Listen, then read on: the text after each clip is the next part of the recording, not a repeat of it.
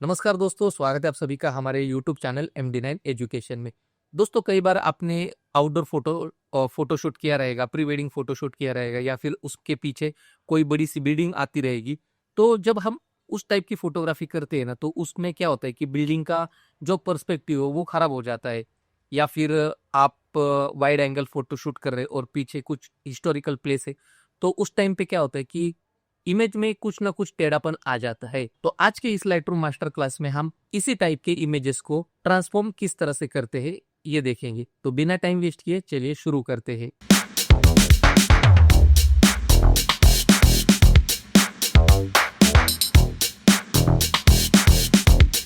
तो दोस्तों, अभी हम आ गए हैं लाइटरूम के अंदर और यहाँ पे मैंने डेवलप मॉड्यूल ऑन किया है और बाकी के जो भी पैनल थे अनवांटेड उसको मैंने यहाँ पे हाइड कर दिया है, जिससे इमेज काफी बड़ी लगे और यहाँ पे हमें काम करने में मजा आ जाए। अभी मान लीजिए आपने शानदार बिल्डिंग का एक लो एंगल शॉट लिया है, या फिर वो प्री वेडिंग का भी फोटो हो सकता है, आउटडोर का भी हो सकता है, कोई भी। आपने अगर उसको ध्यान से देखा तो आपको पता चलेगा कि वहां पे कुछ इमेज टेढ़ी मेढ़ी सी आ गई है, या फिर उसका जो एंगल है वो थोड़ा सा हिल गया है। तो इसे कहते हैं पर्सपेक्टिव डिस्ट्रैक्शन, और इसका सीधा असर आपके प्रोफेशनल फोटोग्राफी पे पड़ता है। तो उसको किस तरह से सीधा किया जाए, तो यहाँ पे हम डेवलप मॉडल में आ गए हैं और आपको यहाँ पे ट्रांसफॉर्म पैनल को ओपन करना है। आप जैसे ओपन करेंगे आपको कुछ इस तरह से ये बटन्स मिलेंगे। उसमें ये पहला वाला बटन यहाँ पे ऑफ रहेगा, ठीक है। तो अगर आप यहाँ पे ऑटो करते हैं तो ऑटो में क्या करेगा, ये लाइट रूम उस इमेज को अपने हिसाब से उस इमेज को एनालाइज करेगा और उसको सीधा करने का ट्राई करेगा। तो ये ऑटो में ये काम होता है, ठीक है। अभी हम वापस से इसे ऑफ करते हैं। अभी हम यहाँ पे लेवल पे क्लिक करेंगे तो लेवल क्या करेगा कि ये जो हॉरिजॉन्टल होराइजन रहती है नीचे वाली, ग्राउंड वाली, या फिर कोई भी ऐसी हॉरिजॉन्टल लाइन, उसको ये कंसिडर करके उस इमेज को ये सीधा करेगा। तो यहाँ पे मैं जैसे लेवल पे क्लिक करता हूँ तो आप देख सकते हैं ये इमेज यहाँ पे इस तरह से सीधी हो गई, लेकिन उसने एक होराइजन यहाँ पे हॉरिजॉन्टल पकड़ा है। फिर उसके बाद हम इसको ऑफ करते हैं और यहाँ पे है वर्टिकल। तो वर्टिकल में क्या होगा कि इस बिल्डिंग की जो सीधी लाइन से यहाँ पे जो आप देख सकते हैं ये सीधा इस तरह से इसको कंसिडर करेगा और इमेज को सीधा करने का ट्राई करेगा। तो मैं यहाँ पे ऑफ करता हूँ और यहाँ पे है फुल।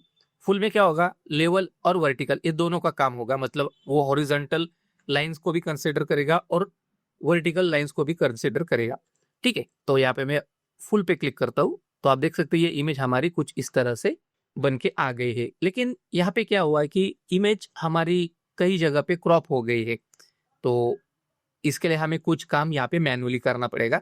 तो सबसे पहले मैं यहाँ पे इसको ऑफ कर देता हूँ। ऑफ करने के बाद आपको यहाँ पे ये ग्रिड लाइन दिखेगी, ठीक है। गाइड अपराइट टूल, ठीक है, यहाँ पे गाइडेड है। और आप इसको जैसे ऑन करेंगे तो आप यहाँ पे क्लिक करो या फिर ये यहाँ पे क्लिक करो, ये दोनों का काम एक ही है। तो आप जैसे इसको क्लिक करेंगे तो आपका जो कर्सर है कुछ यहाँ पे चेंज हो जाएगा। अभी यहाँ पे आपको क्या करना है कि इस बिल्डिंग की सीधी लाइंस, एक वर्टिकल और हॉरिजॉन्टल, इसको आपको ध्यान में रखते हुए कुछ लाइंस यहाँ पे ड्रॉ करनी है। तो आप यहाँ पे देख सकते हैं कि कर्सर के बाजू में आपको एक स्क्वायर बना हुआ दिखेगा और उसमें आपको एक मैग्नीफायर ग्लास की तरह एक इफेक्ट दिखने को मिलेगा। तो ये क्या करता है कि आपका कर्सर का पूरा मैग्निफिकेशन वहां पे आपको दिखाता है। तो आपका कर्सर कहाँ पे ये आपको यहाँ से अंदाजा आ सकता है। तो यहाँ पे मैं एक क्लिक करता हूँ और सीधी लाइन ऊपर से नीचे यहाँ पे ड्रॉ करता हूँ, ठीक है। एक बार यहाँ पे मैंने लाइन ड्रॉ कर ली तो यहाँ पे हम स्क्वायर में देख के लाइन को ड्रॉ कर सकते। अभी एक लाइन ड्रॉ कर ली तो यहाँ पे आपको कुछ भी समझ में नहीं आएगा और कुछ भी यहाँ पे आपको इफेक्ट देखने को नहीं मिलेगा। इसलिए हम वापिस से जो दूसरा यहाँ पे लाइन दिख रहा है वर्टिकल उस बिल्डिंग का, तो यहाँ से हम स्टार्ट करेंगे और नीचे यहाँ पे इस तरह से लाइन को ड्रॉ करेंगे। अब जैसे इस लाइन को छोड़ देंगे तो आपको कुछ इफेक्ट यहाँ पे देखने को मिलेगा। और उसके बाद यहाँ पे कुछ हैंडल्स दिए हैं, इस हैंडल की मदद से आप इन लाइन को वापस से एडजस्ट कर सकते हैं। यहाँ पर भी हैंडल है, इसको भी आप अपने हिसाब से वापस से एडजस्ट कर सकते हैं। इतना होने के बाद अभी हम चलते हैं हॉरिजॉन्टल लाइंस। तो इस बिल्डिंग में कहीं पर भी आपको हॉरिजॉन्टल लाइन दिख रही है, आपको सिंपल इस तरह से इसको सेलेक्ट करना है और यहाँ पे इस तरह से ड्रॉ करना है, ठीक है। ये एक लाइन हो गई। अभी नीचे से हम यहाँ पे ड्रॉ करेंगे और इस तरह से यहाँ तक आएंगे और इस हैंडल को एडजस्ट करेंगे। अभी देख सकते हैं आप, ये हमने 2 वर्टिकल और 2 हॉरिजॉन्टल यहाँ पे लाइन ड्रॉ की, तो इससे हमारी जो इमेज थी, जो सबसे पहले हमने जब देखी तो वो काफ़ी टेढ़ी-मेढ़ी इमेज दिख रही थी, लेकिन अभी इन लाइन की वजह से उसको हमने यहाँ पे ट्रांसफ़ॉर्म किया और अभी इमेज हमारी सीधी लग रही है। फिर उसके बाद यहाँ पे एक बटन है कॉन्स्ट्रेंट क्रॉप, अगर आप इसको क्लिक करते हैं तो ये क्या करेगा, पूरी इमेज को वो फ़िल करेगा, क्रॉप कर देगा। लेकिन इसमें लेकिन इसमें एक प्रॉब्लम है कि आपकी इमेज वापस से यहाँ पे क्रॉप हो जाएगी और बहुत सारा हिस्सा यहाँ से कट जाएगा। तो इसलिए हम यहाँ पे इसको ऑफ करेंगे और यहाँ पे इस इमेज को वापस से हम इसका लेवल या फिर ज़ूम लेवल है उसको कम करेंगे। उसके लिए हम यहाँ पे बटन है स्केल, इसको हम इस तरह से ड्रॉ करेंगे, ठीक है? ये हमने इस तरह से इसको ले लिया। फिर वापस से ऊपर देख सकते हैं बहुत सारे यहाँ पे स्लाइडर है। उन स्लाइडर की मदद से भी आप इमेज को इस तरह से एडजस्ट कर सकते हैं।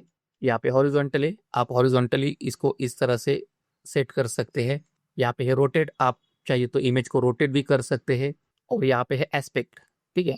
आप कितना इसको स्ट्रेच करना चाहते हैं ये आप यहाँ पे तय कर सकते हैं इस तरह से। तो अभी हम इस इमेज को एडजस्ट करेंगे ऊपर की तरफ सेंटर में।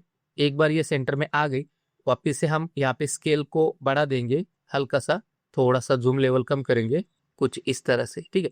अभी ये इमेज यहाँ पे आ गई। आप चाहिए तो क्रॉप में जाके, यहाँ पे हम जैसे क्रॉप में जाएंगे तो आप इमेज को इस जगह पे क्रॉप कर सकते हैं। जैसे कि आप देख सकते हैं यहाँ पे कस्टम है 1:1, जो भी रेशो आप यहाँ पे रखना चाहते हैं आप रख सकते हैं। जैसे मैं यहाँ पे कस्टम रखता हूँ और इस तरह से, तो फिर उसके बाद आप यहाँ पे एंटर प्रेस करके आप देख सकते हैं कि आपकी इमेज यहाँ पे सीधी हो जाएगी।